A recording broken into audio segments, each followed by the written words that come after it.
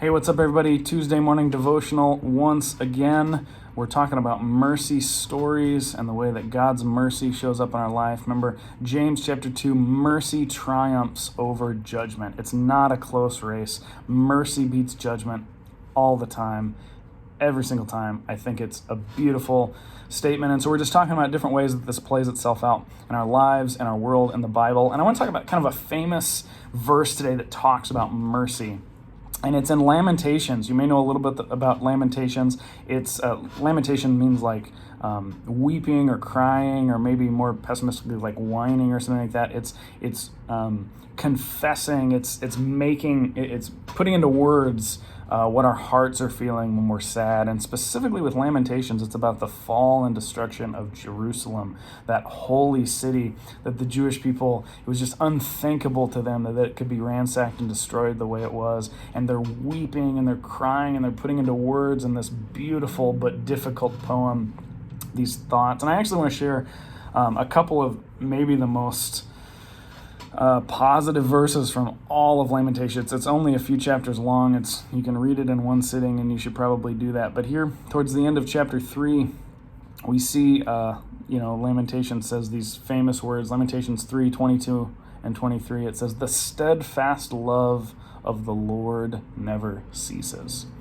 His mercies never come to an end. They are new every morning. Great is your faithfulness." And you may have heard that language about his mercies are new every morning before, which I just think is beautiful. I think it's beautiful. And these statements kind of all kind of in parallel lines here that we see. The steadfast love of the Lord, it just doesn't cease. His mercies don't come for an end. There's this continual pressing nature of God's steadfast love, his mercy for us, his grace for us. And remember, this is being said in a time of great toil and hardship for the Hebrew people, where their city is falling. And yet, in spite of all of that, they confess, they declare that God's love doesn't cease, his mercies don't cease. They're there even in the midst of hardship.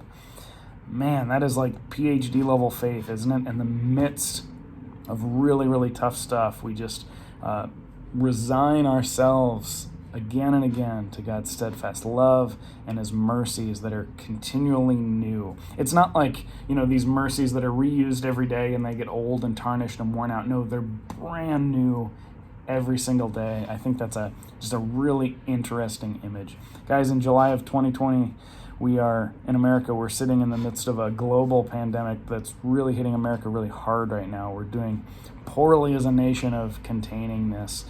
Can we say, in the midst of this pandemic where we're feeling this virus that's continuing to take lives, in the midst of the virus of racism that is just all over the place in our world, here in Minneapolis, where I'm recording this video, just a few blocks from here was ground zero with the George Floyd murder.